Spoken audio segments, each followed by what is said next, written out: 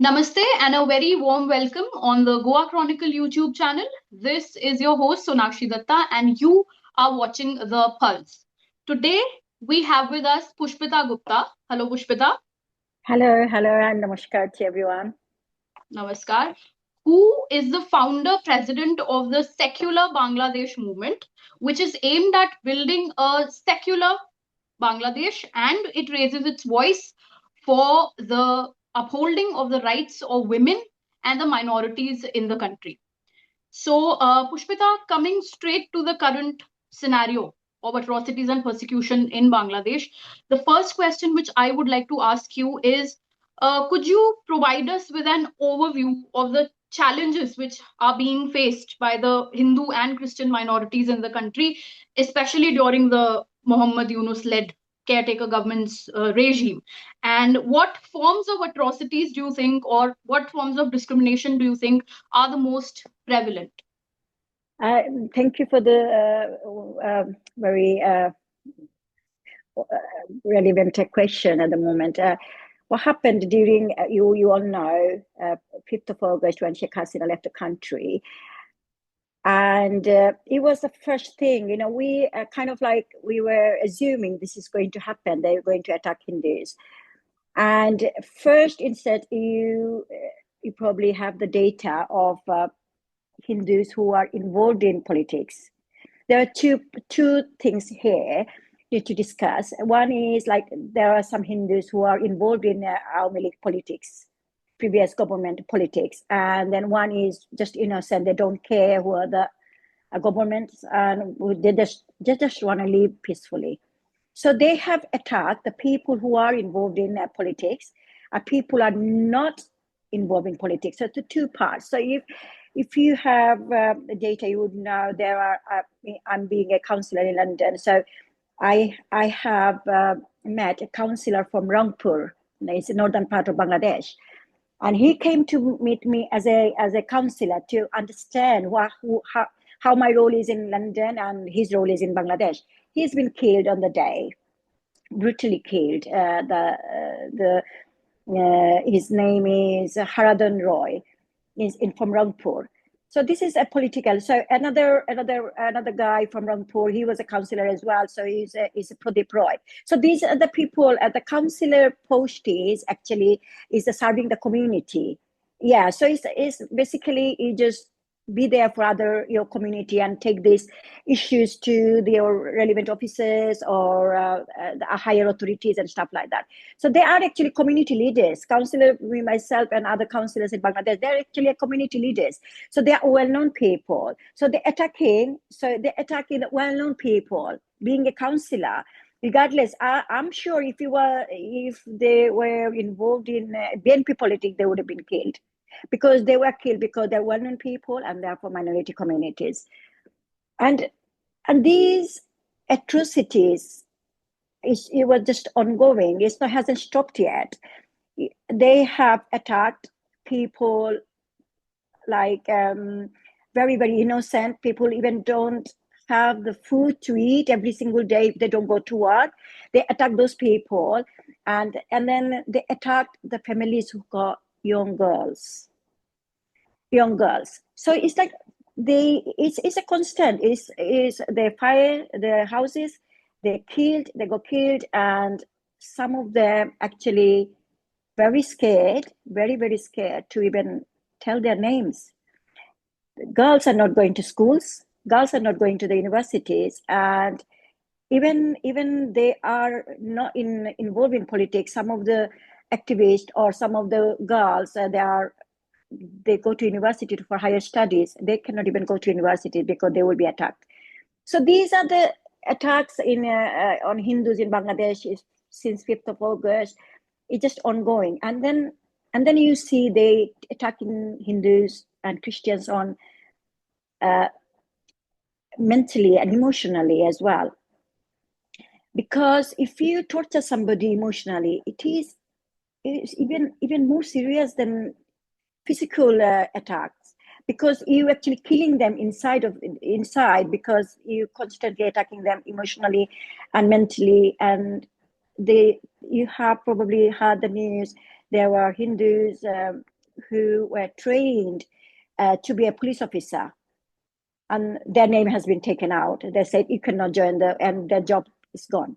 So can you imagine a student finish their education and then trained to be a police officer, and then just before you joining the team, you are told you don't have this job anymore.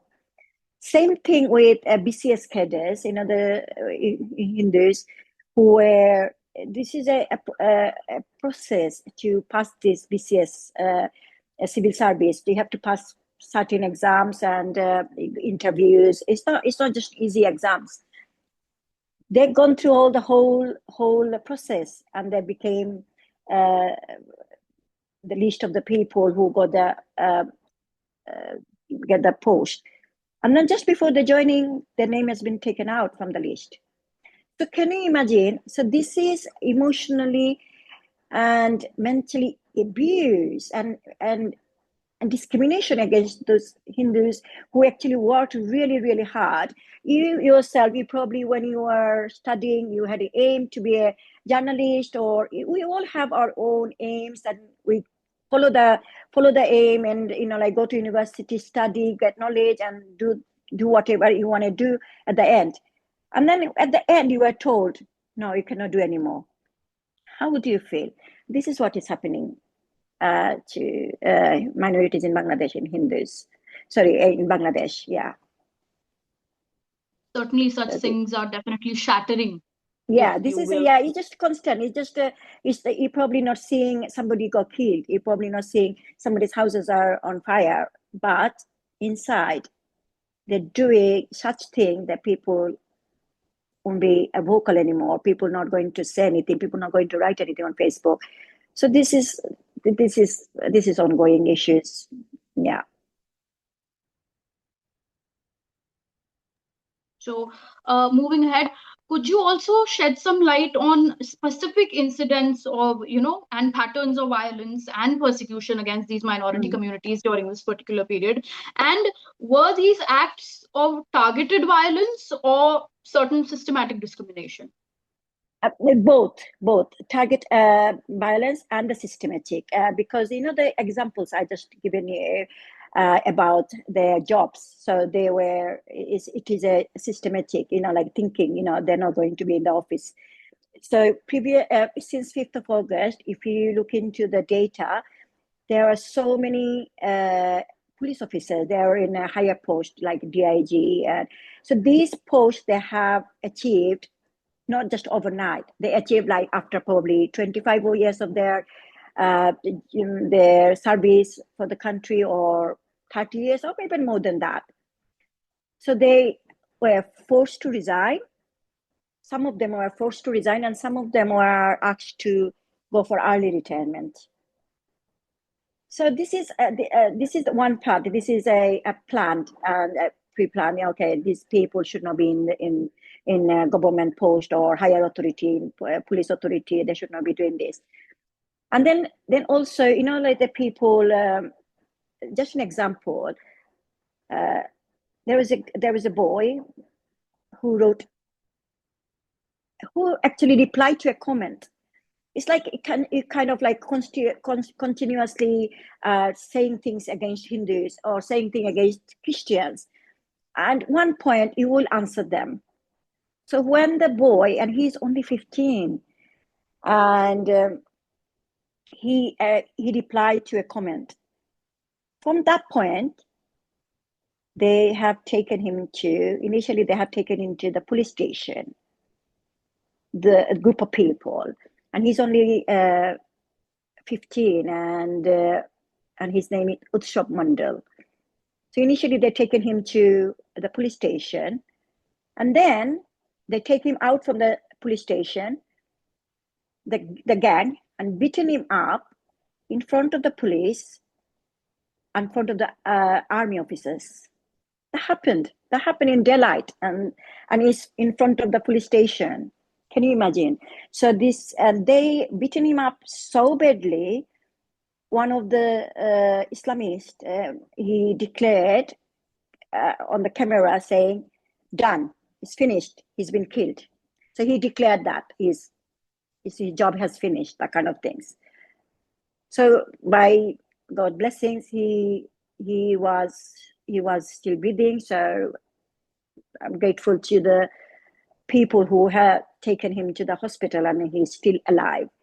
So these are the things, like that happened because he made a comments. But you see, there's a constant bullying on Hindus, constant like vandalizing temples and deities in Bangladesh is just everyday thing. Like they can attack temples every single day. But there is no arrest. You will not hear that somebody got arrested or somebody got the punishment for this. None of this. But if someone make a comment on Facebook, they'll be beaten up. And from that point, another boy who wrote something on Facebook, and they banned the whole village. The name of the village is called Shalla, Shuramganj Shalla, and they attacked the whole village, and the young girls and moms are still hiding. They are still hiding because they're very scared to come back to their home. And also their men, their fathers, their husbands are scared to bring them home, bring them back in home. So these are the atrocities. It's just, so you see this, some of them are obviously very targeted. They are Hindus, they have to go. So they look for every possible ways they can attacks on Hindus. So me saying on about writing a Facebook post, some of them previously, someone who even cannot write his name, and they created a Facebook account on his name, and they posted something, and his name is Rosharaj. That happened during previous government, when previous government in power. That's 2017, 18. So I'm just giving you an example. The fisherman, he cannot write his name, but somebody opened a Facebook on his name, posted something to disrespect Makkah, and then from that note they declared, saying we have to destroy them. Declared on the after their prayers, and on the big microphone. If you are aware of the microphones in Bangladesh are very, very powerful. But so if you use from here, the whole village will hear that kind of, that very powerful. So from that point, they attacked the whole village. And actually, the Rosharaj, the guy called Rosharaj, he doesn't live in this village. He lives somewhere far. So because they could not identify him, he lives in that village or the other village, they could not identify. But their target was that village where Rosharaj does not live. They attack the village because the majority of the Hindus living in that areas. Do you understand what I mean? So he does not even live in this village because majority of the Hindus are living in that village. So they attack the village. So I visited the place, and it was extremely sad to see that, because more than 70% of the population of the village have left. They left everything. They left their home. They left everything. They just gone. And we don't know where they have gone. We don't know. So these are the things happening with Hindus in Bangladesh. Some of them are targeted. Some of them are like they create things so they can attack Hindus, and they create something against them or against the minorities, or some kind of like issues. They look for it. So even they don't have it, they will create some kind of issues saying this is the Hindus doing this. And if you heard Dr. Yunus is the chief advisor of Bangladesh at the moment. He said, whatever happening in Hindus in Bangladesh is all India's propaganda. So it's really, really sad that when you talk about Hindus, automatically they were linked to it, India, saying this is India. And if you look at my social media, even Twitter, even Facebook, people bullying me saying, India pay me to talk, or India's dalal. If you know this word called dalal, is like you are India's paid spy and stuff like that. So these are the things, because there are two things here. One, they cannot tolerate Hindus, and they want to make Bangladesh an Islamic country. But Bangladesh were born, one of the pillar was secularism, and Bangabandhu, he's the father of the nation. He himself said this Bangladesh is for Buddha, Christian, Hindus, and Muslims. Everybody should live together as a brother and sisters. So they cannot tolerate the other minorities living in Bangladesh. They want Bangladesh to only for Muslim people, and they can declare as an Islamic country. So these are the things happening in Bangladesh, and because they hate Hindus so much, they always kind of like links with India, saying because India is most Hindu population in India. So that was such a shame. Some of them probably have no links with India at all, but they're being attacked because saying, yeah, you go to India. And we often have that narrative. They say, this is not your country. India is your country. Go to India. And it's really frustrating. And a couple of weeks ago, there was a chanting going on in some of the Hindus' house. It's like Hare Krishna, if you know this Mahanam, Hare Krishna, Hare Ram.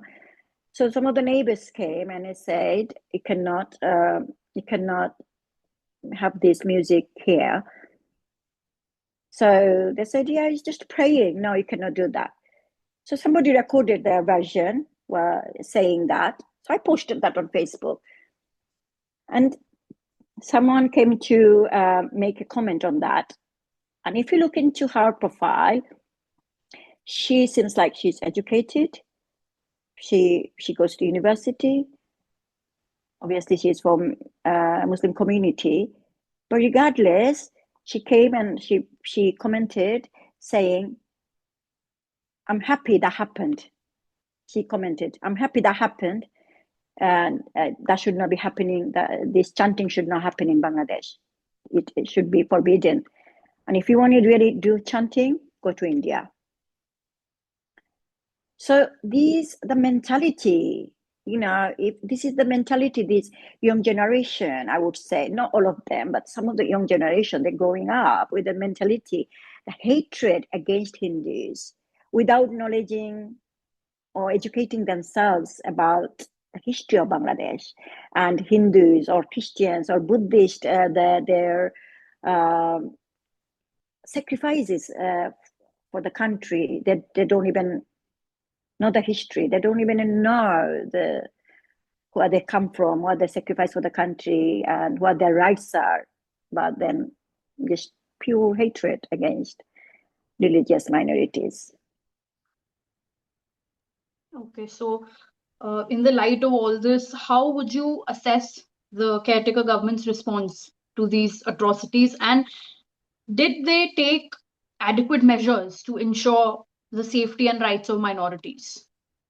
As I have told you in my earlier statement, Dr. Yuni said the minorities, if you look into Al Jazeera's interview, if you want, I can provide you that evidence. So in Al Jazeera, he said, this is minority attacks and all that is India's propaganda.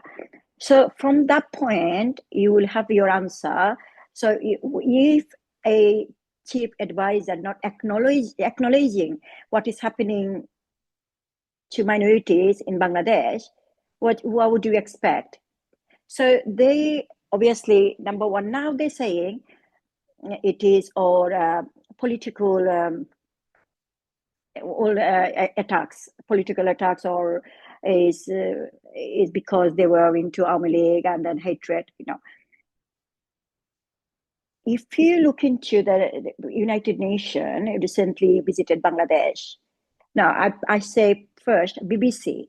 BBC went to Bangladesh and they made a documentary and they interviewed two boys, and they visited some of those victims' houses and their interviews on that. If you hear that interview, is so moving and so touchy. How can a government chief, advisor would decline that and saying this is India's propaganda? So my understanding is, if the government not acknowledging what is happening to Hindus in Bangladesh or Christian in Bangladesh or other minorities in Bangladesh, they're not going to do anything about it. So if you look into, there were MP from Britain in United Kingdom. Her name is Catherine West. So she went to Bangladesh and she met Dr. Yunus, and she raised the minorities, safeties, and all that to Dr. Yunus, and he actually given her the assurance that he will provide more police officers for Hindus. Since then, nothing happened. Nothing happened. There was, even when there are, just an example, I'm just coming to another point I need to mention. There was lots of false allegation against Hindus now. Lots of false allegations, lots of police cases, and saying if you give money and your case will be taken away, or otherwise you'll be arrested. That kind of harassing going on Hindus and other minorities in Bangladesh. Point me that. So there was a guy. He has been my mentor. His name is Dr. Misbah Kamal from Dhaka University, and he's a historian. So he was in Turkey on the 5th of August. From 1st of August till I think 8th of August, he was in Turkey. But then he was given a murder case allegation. He murdered a 15 years old girl during their protest. But he was not even in the country. He was in Turkey. So these are the things. So this is, I'm giving you the example because he's the senior professor of Dhaka University. He's a historian, and he's very well-spoken person. He was known to everybody. So why has he been given a murder case? So if that happened to Dr. Misbah Kamal, then the people who are from minority communities, they're nobody. They're nobody. So these are happening because they're saying the false allegation, saying you done some, example, that somebody killed in somewhere 200 miles away, got killed. So you have a connection with that killing. So now somebody wrote on Facebook 5 months ago. So that screenshot making allegation against him, you wrote something on 5th of August or 6th of August. And this is the allegation against you. You probably aware of, there is we have a spokesperson called Chinmoy Krishna Prabhu, so who has been in jail. So we have lawyers to support him. So his allegation was false allegation. Obviously, you won't know that. And the whole world know that this is a false allegation. Regardless, there were lawyers who wanted to fight for him. They were for murder case because there were incident happened in the court. And then there is a guy the lawyer who has been killed. Obviously, no killing is acceptable. We are against all sorts of killing and attacking people, and especially in the court. For that reason, they put 65 or now 78 lawyers on murder case. So this is their life. This is their job. This is their everyday living. So that means what happened? They cannot go to the court. They're hiding because if they come to the public, they will be arrested. So they're scared. So recently, 65 of them got bail, and they have to do some kind of negotiation. But I'm not discussing about the negotiation. But these are the things happening in Bangladesh. Government not doing anything. Rather, they declining. They're saying, no, this is political motivated attacks on Hindus. They're saying it attacks, but then that is the percentage for political motivated, and these are the percentage for because they are Hindus. So my point is, even they are in a different political views, they have different political views or different political opinion. Does it mean you have to kill them?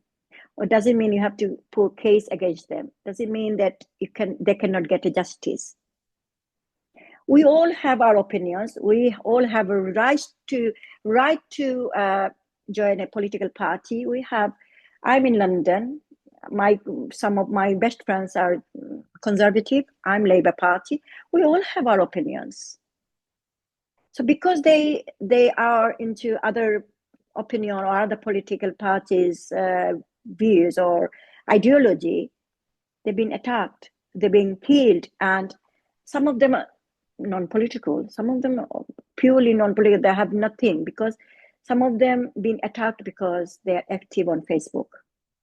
They're saying what is happening. They're giving us the report, and there is absolutely no justice for Hindus or other minorities in Bangladesh, and rather they're going against these Hindus, against these minorities.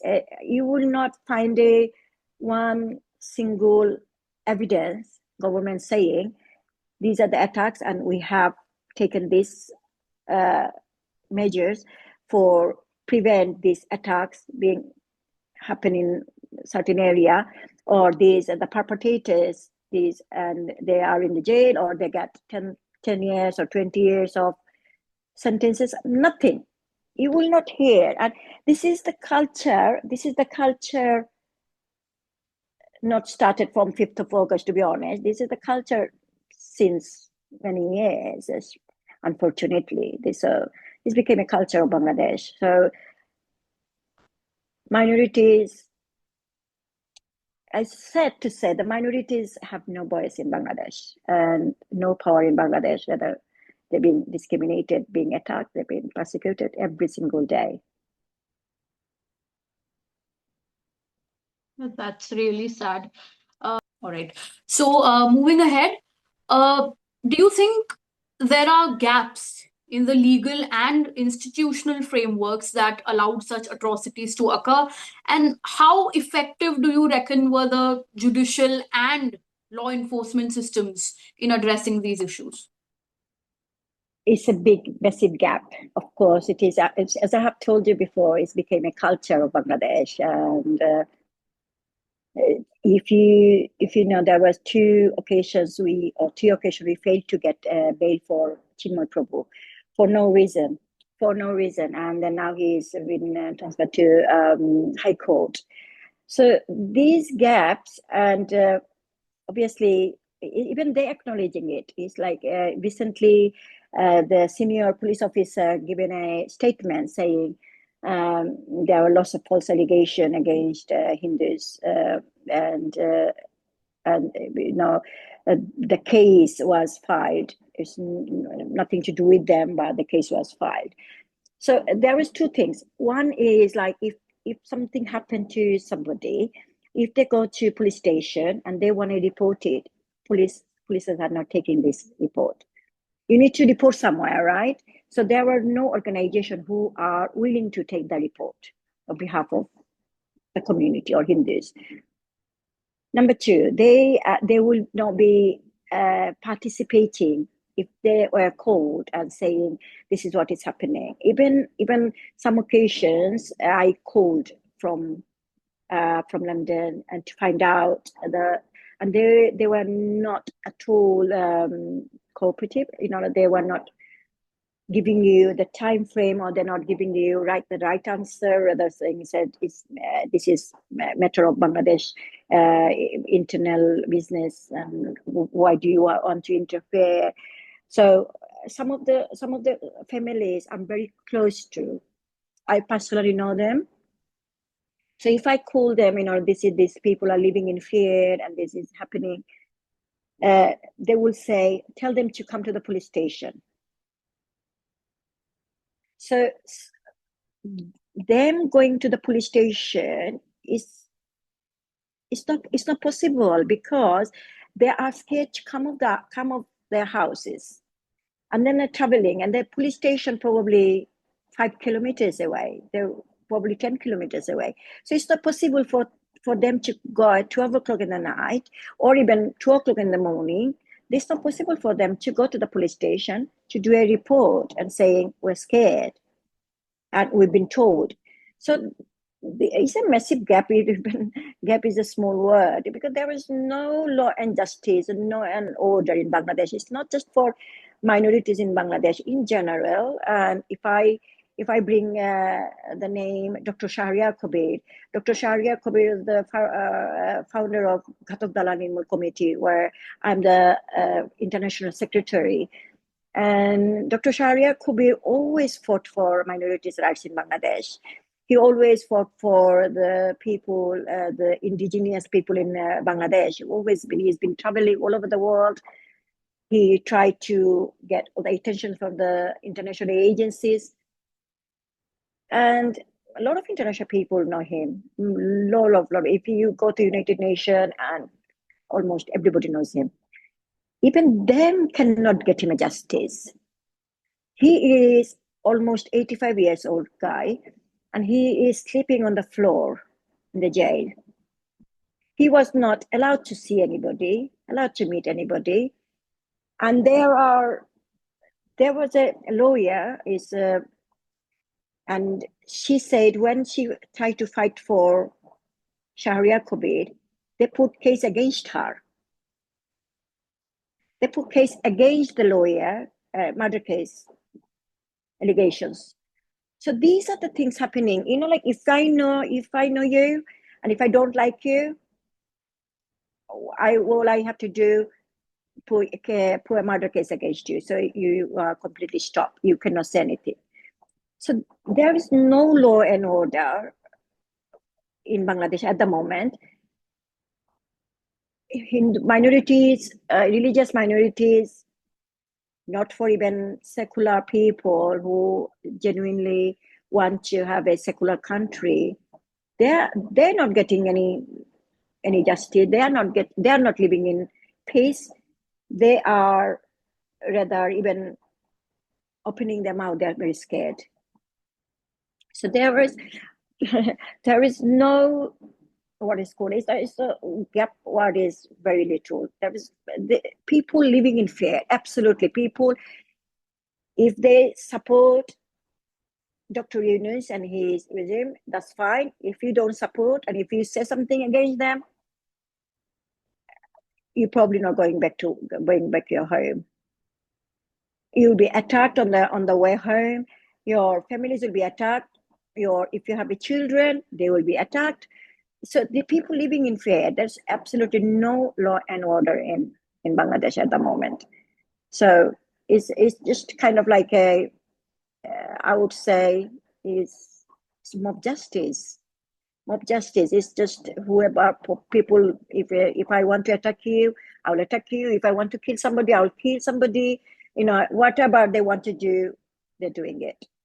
Name of what is called the word is called. They said it's sanskar. So sanskar meaning is like reset, or like a rebuild. So in a good way. So the name of sanskar, they attacking and the killing and do whatever they want to do. So this is Bangladesh at the moment. Right. So, looking at all these circumstances, what role is the secular Bangladesh movement and, of course, other civil society organizations playing during this Yeah. particular time? And are there efforts being made prevalently to document these particular atrocities and provide relief and advocate for justice for the victims? Uh, there are many. There are many organizations. Name of my organization is Secular Bangladesh Movement UK. So I have been in this field and fighting for minorities' rights since 2003. And I try to build awareness and try to advocate with like whoever in the power, government, and seminars in House of Parliament, joining United Nations, EU. We've done all sorts of things. But this time, after 5th of August, what is happening in minorities in Bangladesh, I can see there are lots of organizations coming forward to speak about minorities in Bangladesh, which never happened before, and which is really good. Even if you look into media, you will not find the Bangladeshi media who does genuine reports on Hindus in Bangladesh. They're not. Media is not covering at all. So and then India's Indian media, they're covering a lot of issues on minorities. So they're kind of getting the support, and they're kind of getting kind of relief that at least somebody is talking about it. And my organization is UK based, so we are in a safe place. If I say something, I'm not going to be arrested the next day, or I'm not going to be killed next day, the kind of things. So I'm in a safe place, or my organization is in a safe place. So we're trying to raise awareness and talk about it, letting the world know what is actually happening in Bangladesh. But in terms of the aid, I don't think, and I don't think they're getting the support they need. There are families who are really struggling in Bangladesh, who cannot go out to go for work. There are activists. There are activists who are on the street for fighting for Hindus' rights. They just they're just peaceful demonstration. They were in peaceful demonstration for Hindus' rights, but they have been given a false allegation and they are in the jail. So they are more than hundreds of them are in the jail, but they are the only earning member of the family. So can you imagine, these people are in jail, who's going to provide food and water and all that to their families? Nobody. So I don't think they're getting, because my organization, Secular Bangladesh, is not a NGO. It's just an organization. We speak up, we talk, we organize seminars and building awareness and stuff like that. But we were able to provide them the aid they need at the moment. Do you understand what I mean?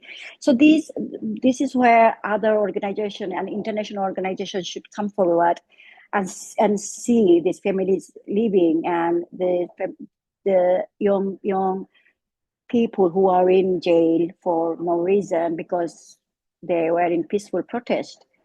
So there are two things. One is these young people who are in jail, we need to hire lawyers to fight for their justice, and they provide some kind of financial support for the families. We need that. We definitely, from your channel, I would urge to all the international organizations to come forward to provide the support they need. Because even today, this morning, I was asked what's going to happen to this. Even Chinmoy Prabhu, there are good lawyers and barristers and who are coming forward to fight for him.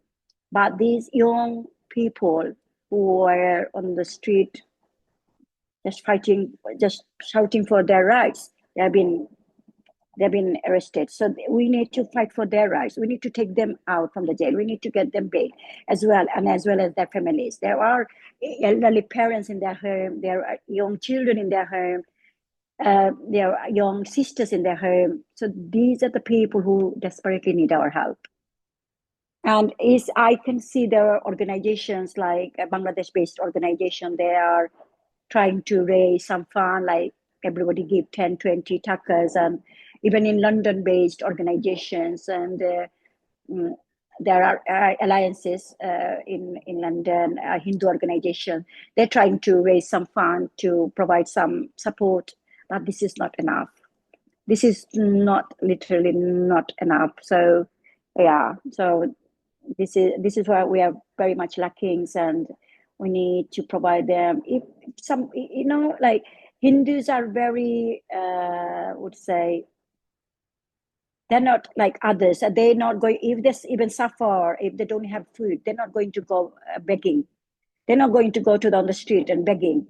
Then you're not going to find one Hindu who is going to be stealing other people's properties and doing things, or so the Hindus are very peaceful. They just stayed, and if they have a food, they will eat food. They're not.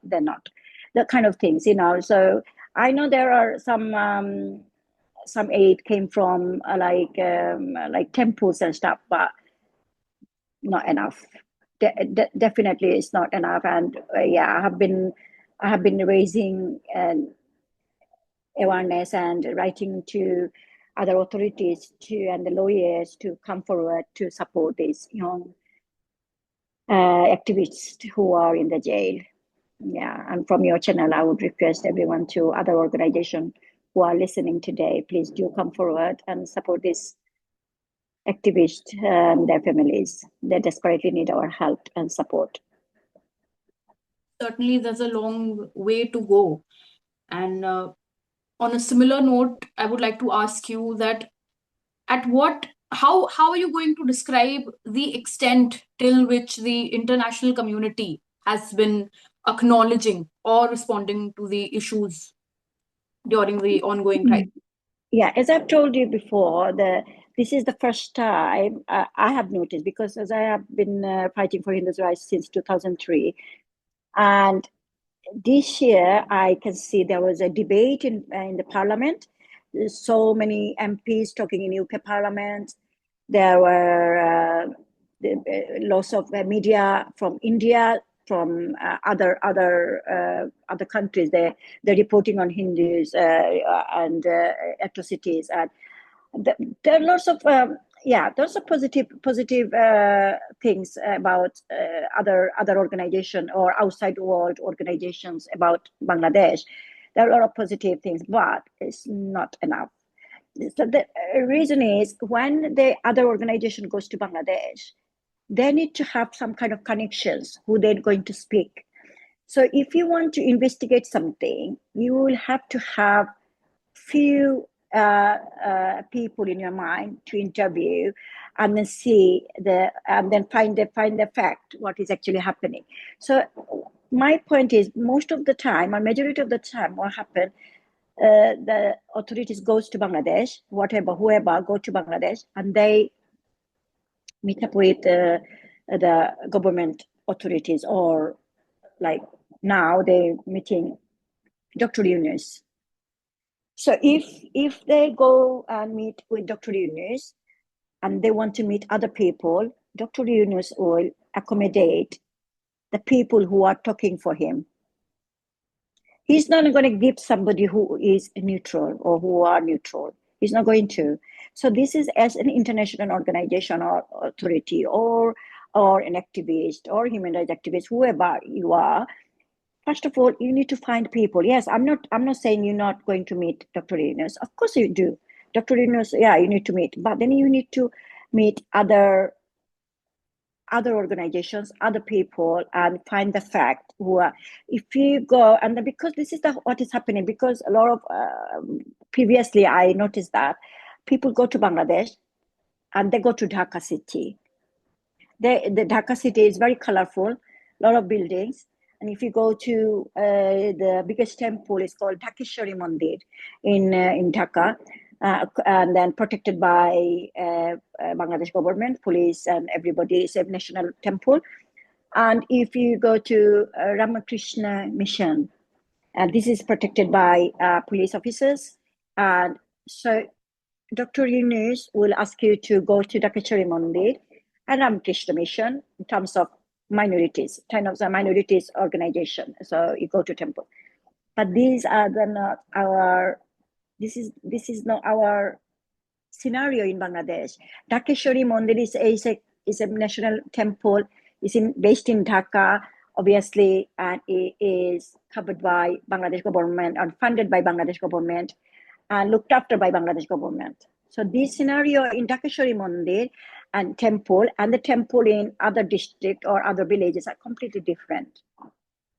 So if I go to Bangladesh, yes, I need to go to Dakeshwari Mandir, the Dakeshwari temple, the national temple, get their opinion, as well as I need to go to other parts of the Bangladesh and find out their opinions and their temples and what happened to these people and why their temple being vandalized. So we need to find out the temple in the capital city not being attacked, but the temple in the village, the people who are very innocent, they're nothing to do with politics. They go to their temple, they worship, they go home. Why this is being attacked? So these are the fact finding we need to work on the grassroots level. You cannot just go to Dhaka, meet the government official and sit down and talk and then come back and do a report. This is what I'm completely against of, because you do not do your job properly. If you really want to go Bangladesh and if you do want to do a fact finding, if you do want to go do a neutral investigation and do a report on that, because some of the organizations and human rights activists, they do their job. They do their job. They go to different countries and they get the evidence and this is their job. They do it professionally. Whereas there are many, including myself, we do it from our heart. We do it from our own money. This is not our job. This is what we're passionate about, and this is what I want to fight for my community's rights. I want to fight for my mom's rights. I want to fight for my father's rights. So this is why I'm getting involved. So these are the things, different than for myself and to other. I'm not, with due respect, not everybody are the same. I'm not saying that, but a lot of reports I see is very one-sided and biased, because they're not talking to the perpetrators and they're not talking to the actual victims who are suffering. They're not talking to neutral person. They're not talking to the people who will actually tell you the truth. So this is the scenario. Yeah. So a lot of times here you will see there are not genuine reports coming on. It's very rare. As I have told you in earlier, there was a BBC reporter who went to Bangladesh and she actually met two boys and taken them away and met many families. And then from that point, she does a report on Bangladesh. So this has to be, this is the way it should happen. This should take a lead. You cannot be biased. And yeah, I know it is your job, but then please, listen to others as well. No, certainly holistic reportage is something we need, especially during such times of crisis. Okay, so moving ahead, and this would be my last question to you today. What measures do you recommend to ensure the safety, dignity, and the rights of all the minorities and all the minority communities in Bangladesh moving forward from here on? And how could organizations, NGOs, and otherwise, and of course international organizations, collaborate to prevent such atrocities in the future? Yeah. So first thing, I think even we're talking about present government, I do not call them a government. I call them as like a institute or as just an organization, because they organize things and they attacked on whatever, and then Sheikh Hasina fled. So this is a kind of like an illegal government, or even if they call him a government, it's an illegal government. So the first thing first, they need to call an election, and where United Nations should be present, where other organizations should be present. And because in our history, if you see every election, if Awami League wins, BNP attacks on Hindus. If BNP wins, Awami League attacks on Hindus. So these are the things happens in Bangladesh. It's kind of like a rota thing.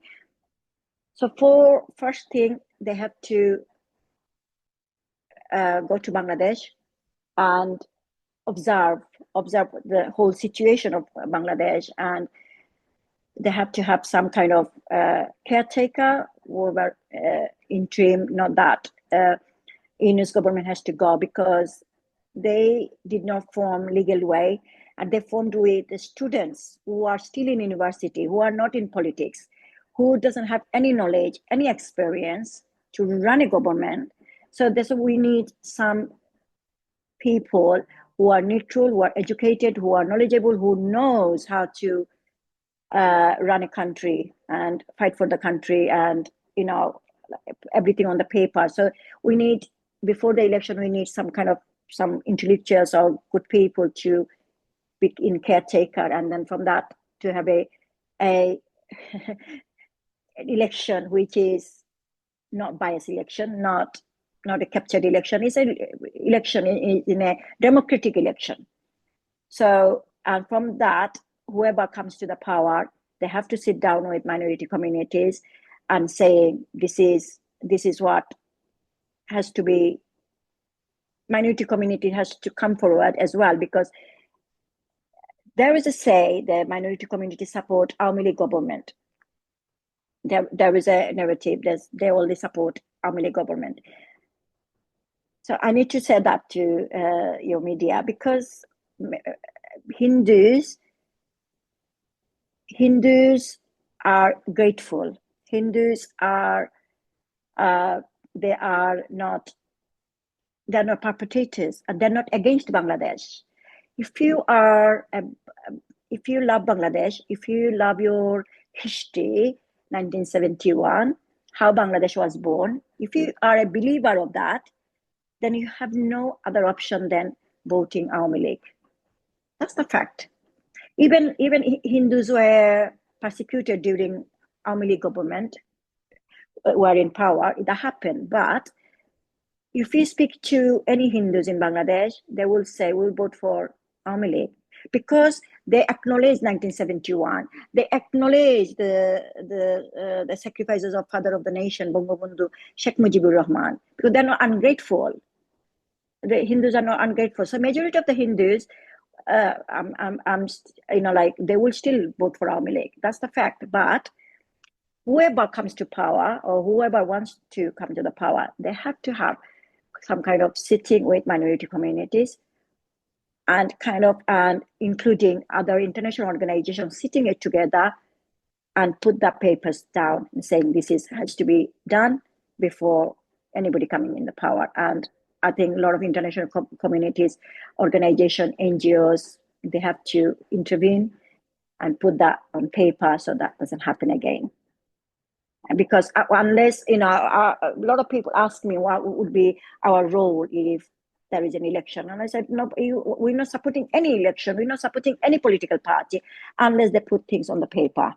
And for that reason, we need other organizations, international organizations, to come forward, put that on the paper, sitting together, discussion, and put that on the paper and saying these are the things. And we have people in our mind, if they ask us, whoever ask us that they want to sit down with the Hindu communities. So there are people who will be knowledgeable, who are, willing to sit down and negotiate how they protect, and I'm sure, there will be somebody from Christian communities or Buddhist communities or even Ahmadis communities, So these are the measures we need to put forward before any election happens, because if you support any political party and they come to power, the things will be the same again. Yeah, so this has to stop. Minority attacks on Hindus, Christians, or Buddhists has to stop, and has to stop now, because it's far too many years. It's 50 years ongoing issues, and we came from 23% to 7%, 7 point something. So this has to stop.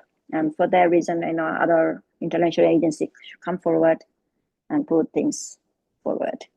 Thank you. Indeed, Pushpita, there's a long way to go, if I may. Of course. So, thank you so much for taking your time out today to speak on such a crucial issue with us and unraveling such obscure layers of the whole matter, which are not, unfortunately, they are not coming out. Thank you so much for your time. Thank you. Thank you for your time. Thank you. Namaskar. Namaskar.